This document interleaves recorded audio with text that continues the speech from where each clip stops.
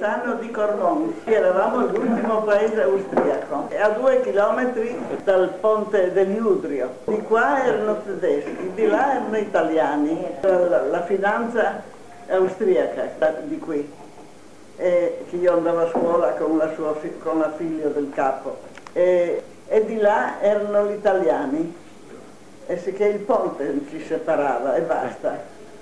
Lei era in territorio austriaco, insomma. Prego, io in territorio austriaco. E quando sono entrati, la mattina del 24 maggio, noi si aveva in piazza 2 grandissimi pioppi, così, 2 grandissimi pioppi, e i tedeschi li hanno minati, no?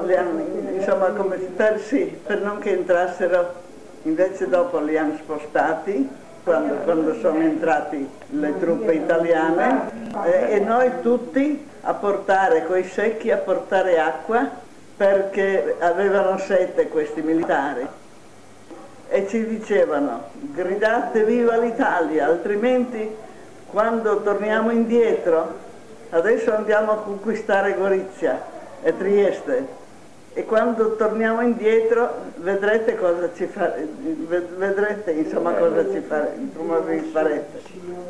Ma voi non avevate nessuna intenzione di gridare viva l'Italia? Ma loro volevano, perché noi eravamo austriaci e dovevamo essere contenti che vengono gli italiani. Invece quando erano a Capriva, Lucinico, là hanno cominciato già a fermarli i tedeschi.